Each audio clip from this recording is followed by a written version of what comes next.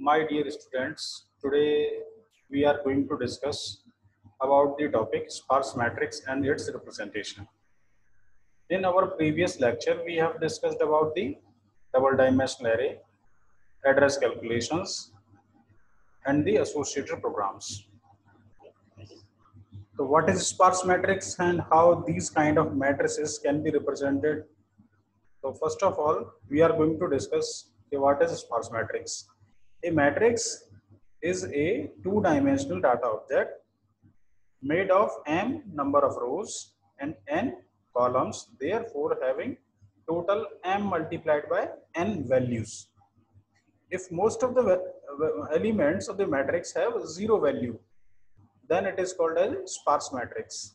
जैसे कि मेरे पास कोई एक मैट्रिक्स है, उसमें जो भी वैल्यूज हैं, इसमें वैल्यूज या तो जीरो होंगी या नॉन जीरो होंगी, तो उसमें मोस्ट ऑफ दी वैल्यूज मतलब एक एवरेज से अगर मैं कहता हूं कि मेरे पास 10 एलिमेंट्स हैं मेरे एरे में, तो 5 या उससे ज्यादा मेरी वैल्यूज जीरो हैं, तो उसको मैं क्या कहता हूं? Sparse matrix. Then representing a sparse matrix by a two-dimensional array leads of wastage of lots of memory as zeros in the matrix are no use of most of the cases. जो हम represent कर रहे हैं sparse matrix में, अगर उसमें जो भी हमारी नॉन जीरो वैल्यूज हैं वो कम हैं, तो why we are going to waste the memory to allocate the zero values? So for that purpose we are going to use the kind of representations in the case of sparse matrix. So instead of storing zeros with non-zero elements, we only store non-zero elements. ठीक है, हम memory में केवल किसे store कराएंगे? जो कि non zero values हैं हमारे उस स्पार्स मैट्रिक्स में, क्योंकि जो बाकी रिमेनिंग वैल्यूज हैं by default these are values are considered zero. This means storing non zero elements with triplets. एक हम फॉर्मेट इसमें यूज करते हैं जिसमें कि हम रो नंबर, कॉलम नंबर और वो पर्टिकुलर क्या नॉन जीरो वैल्यू है. तो this way of representation is going to be used in the case of sparse matrix representation. The sparse matrix representation can be done in two ways. First is array representation and second one is linked list representation. दो तरीके से हम इसे represent कर सकते हैं. जैसे कि मेरे पास ये एक मैट्रिक्स गिवन है,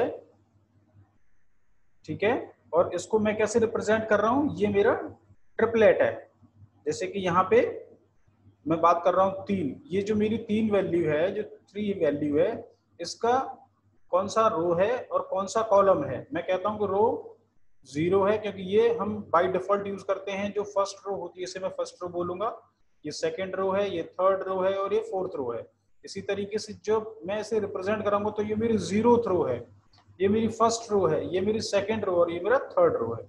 इसी तरीके से ये मेरा 0th कॉलम है, ये मेरा फर्स्ट कॉलम है, ये मेरा सेकेंड कॉलम है, ये मेरा थर्ड कॉलम है और ये मेरा फोर्थ कॉलम है. तो जो थर्ड वैल्यू है, जो ये नॉन जीरो वैल्यू है, ये मेरी, तो इसकी पोजीशन क्या है? Column number 2. यहाँ पे 0 हो गया, 1 हो गया, सेकंड, तो ये सेकंड नंबर कॉलम हो गया. रो कौन सी हो गई? ये 0 रो है, रो 0. इसी तरीके से जो 4 वैल्यू है, 4 वैल्यू में रो नंबर तो वही है क्योंकि ये सेम रो में है 3 और 4, लेकिन उसका कॉलम नंबर क्या हो गया? 4. 0, 1, 2, 3 एंड 4. इसी तरीके से नेक्स्ट जो non zero value that equal to 5, ये 5 क्या है? रो नंबर कितना हो गया मेरा? 1. ये 0 है और ये 1 है. कॉलम कौन सा हो गया? 2. इसी तरीके से 7 में रो नंबर सेम है, कॉलम नंबर 3. इसी तरीके से वैल्यू 2, लास्ट जो रो है मेरी, रो नंबर 3, कॉलम नंबर 1. ऐसे ही वैल्यू मेरी 6, कॉलम नंबर 2, रो नंबर 3. तो इस तरीके से हम मेमोरी में इन्हें रिप्रेजेंट करते हैं. This is kind of representation is going to be used to represent the sparse matrix. Next, हम ये कैसे पता करेंगे कोई भी पर्टिकुलर मैट्रिक्स हमें गिवन है and then we have to check it is a sparse matrix और नॉट. तो इसके लिए एक कंडीशन है. तो सबसे पहले हम डेफिनेशन समझ लेते हैं. What is sparse matrix? A sparse matrix is a special matrix with most of its elements are 0. We can also assume that if m multiplied by n divided by 2 elements are 0, then it is a sparse matrix. ठीक है, अब हम कैसे check करेंगे कि particular एक matrix sparse है या नहीं है? तो उसके लिए हमें एक कंडीशन को चेक करना है. तो वो क्या कंडीशन है? To check whether a matrix is sparse matrix, we only need to check the total number of elements that are equal to 0. The matrix is sparse matrix if T is greater than or equal to m multiplied by n, that is going to be divided by 2, where T defines total number of 0 elements. जो दूसरा तरीका है, एक अभी हमने जो discuss किया था वो क्या है? एरे रिप्रेजेंटेशन, एरे को रिप्रेजेंट करने के लिए एरे के थ्रू. जो सेकंड तरीका है स्पार्स मैट्रिक्स को रिप्रेजेंट करने के लिए, that is the link list representation. अभी हम लोगों ने लिंक लिस्ट का प्रोग्रामिंग डिस्कस नहीं करी है. जैसे ही हम इसे डिस्कस करेंगे तब हम इसके प्रोग्राम को भी समझेंगे. अभी हम एक ओवरव्यू समझ लेते हैं कि how sparse matrix is going to be represented with the help of link list. और लिंक लिस्ट में क्या हम कॉन्सेप्ट यूज करते हैं. तो क्या है एक लिंक लिस्ट? क्या होती है? लिंक लिस्ट एक नोड होता है जिसमें कि हम 4 टाइप के वैल्यूज को इसमें यूज करेंगे. वो क्या क्या हैं? In link list each node has 4 fields. These 4 fields are defined as row number, जैसे कि हमने वहां पे भी यूज किया था प्रीवियस रिप्रेजेंटेशन में. Index of row where non zero element is located. ठीक है, जैसे हम उसमें कह रहे थे कि भाई ये जो थर्ड एलिमेंट है, नॉन जीरो एलिमेंट है पहला, ये कहाँ पे स्टोर है? ये 0th मेरा रो है और ये मेरा सेकंड नंबर ऑफ कॉलम है. तो इसी तरीके से ये फील्ड हम यूज करेंगे जो क्या बताएगा?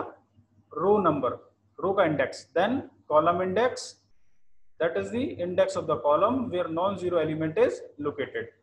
And the third field is the value, value of the non zero element located at index. ठीक है, जैसे ये 3 वैल्यू है. देन नेक्स्ट नोड, एक हम इसमें एडिशनल पॉइंटर और यूज करते हैं इस नोड में.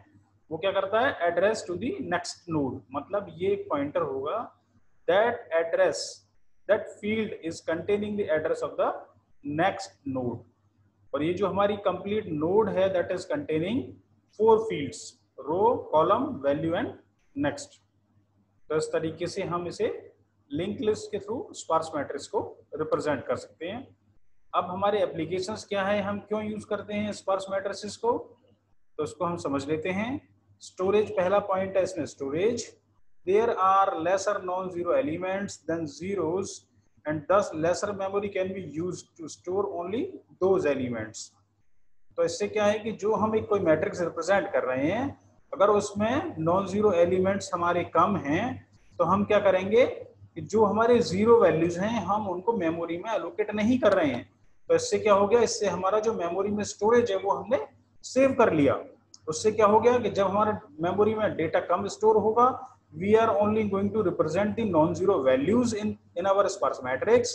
तो इन दैट केस जब हमारा स्पेस कम यूटिलाइज होगा तो डेफिनेट सा जो हमारा कंप्यूटिंग टाइम है, जो हमारा एक्सेसिंग टाइम है उन एलिमेंट्स को एक्सेस करने के लिए, वो हमारा कंप्यूटिंग टाइम कम हो जाएगा. हम कम टाइम में उन एलिमेंट्स को एक्सेस करा सकते हैं क्योंकि हमारे पास मेमोरी कम यूटिलाइज हुई है. तो we can utilize the memory. Computing time can be saved by logically designing a data structure traversing only non-zero elements. Okay, thank you.